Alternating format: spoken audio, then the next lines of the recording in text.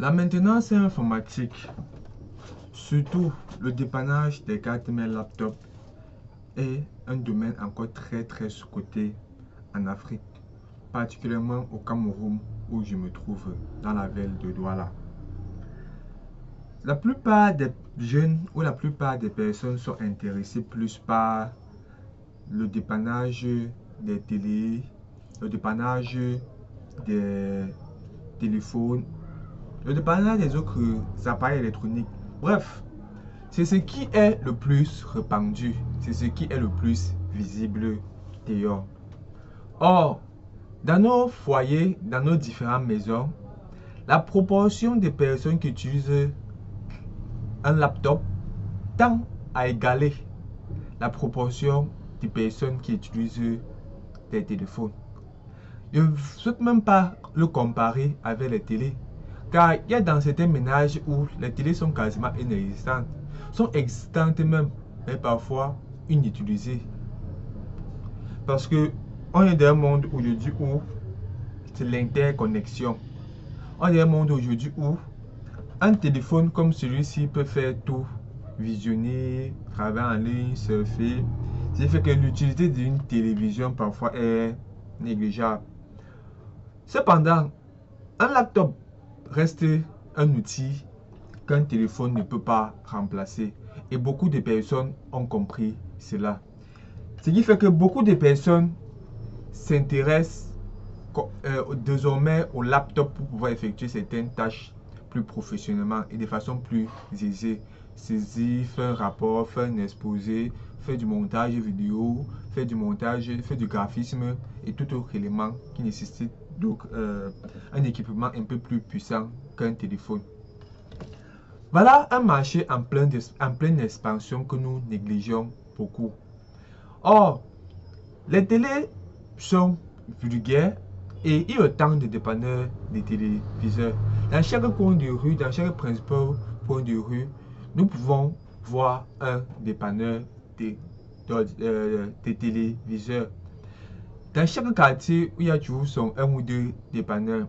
Dans chaque coin de rue, il y a toujours un dépanneur de téléphone.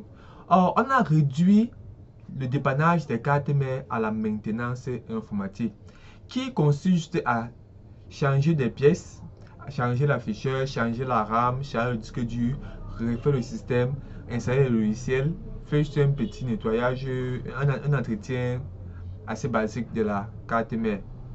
Or, l'élément le plus capital, l'élément le plus crucial, qui est celui du dépannage des cartes mères, aujourd'hui, il n'y en a pas. La preuve en est, dans chaque coin, que vous soyez à Douala, la capitale économique du Cameroun, que vous soyez en Côte d'Ivoire, que vous soyez à Ouagadougou, que vous soyez dans n'importe quelle ville africaine, vous verrez généralement dans chaque endroit, il y a un secteur dédié pour les accessoires téléphoniques et le dépannage des téléphones, un secteur généralement dédié pour les accessoires des téléviseurs ou d'autres équipements électroniques et au dépannage des téléviseurs. Mais difficile à voir un secteur dédié au dépannage des cartes mères laptop, car c'est encore un domaine très sous-coté. Pourtant, la proportion des machines qui se gâtent ou qu'on achète davantage, qui ont besoin d'une réparation ultérieurement, ne fait que croître. Donc, je vous invite à vous former énormément, car j'ai décidé de créer cette chaîne-ci là pour essayer à mon niveau de vulgariser ce savoir, parce que c'est une compétence assez difficile à acquérir, pas parce que c'est compliqué, mais parce que beaucoup de nos aînés n'y se sont pas intéressés. Ce qui fait que dans la pratique, on trouve très peu de personnes qui forment correctement sur les cartes mères, qui peuvent apporter un savoir concret et qu'on puisse appliquer et que ça marche.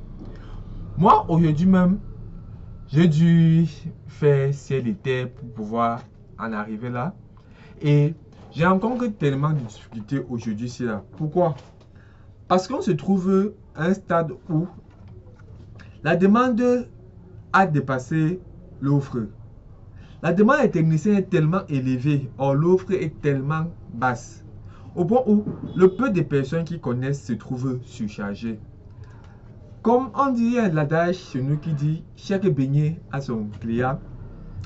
À nous seuls, nous, du moins la poignée de personnes qui connaissent, ne pouvons pas dépanner toutes les machines qui se présentent devant nous. Parfois, il y a le surcharge, le surménage. Tellement de machines qui arrivent, au quotidien. Or, très peu de techniciens qualifiés, expérimentés. Parce que dans toujours, il y a les aventuriers. Or, vous savez, c'est l'électronique. Il suffit juste d'un faux pas pour tuer définitivement une carte mère. Ce qui fait que beaucoup de personnes n'osent pas trop s'hasarder. Et le peu qui s'hasarde gâte tellement de machines que pour finir, se découragent. Juste pourquoi? Parce qu'ils n'ont pas une formation adéquate pour pouvoir appréhender ce domaine-ci avec aisance. Donc, si tu suis cette vidéo, je t'invite à t'abonner à cette chaîne pour que ensemble on puisse développer le domaine, partager des compétences propres, stratégiques et claires que vous pourriez appliquer à votre niveau pour pouvoir aussi dépanner les machines qui sont à votre niveau. Car il y a parfois des personnes qui nous appellent dans différentes villes. Si je prends l'exemple pour le Cameroun, parfois on a des offres de Kribi, de Bafoussam, de Komsamba, de Tchang, de Yaoundé. Parce que quoi, autour d'eux, il n'y a pas un technicien. Or, moi seul, je ne peux pas tout dépanner, même si le travail que j'en ai assez. Or, pour éviter maintenant que d'autres personnes se trouvent en train de jeter des machines qui pourront être réparées ou en train de payer de nouvelles machines. Pourtant, on aurait pu bien réparer l'ancienne. Parfois, ça fait mal de payer une machine à 400 000, payer une machine à 500 000, payer une machine à 100 000. Après peut-être 3 mois, elle ne s'allume plus. Et vous êtes contraint, vous cherchez autour de vous, vous n'avez aucun technicien, vous êtes contrainte de payer une nouvelle machine. Là, ça fait un peu mal. Or, souvent, la procession pourrait être banale. Il pourrait juste avoir un court-circuit, un condo qui est gâté. Il pourrait juste avoir peut-être un problème de RAM. Il pourrait juste avoir un problème de moussette. Il pourrait juste avoir un problème de BIOS.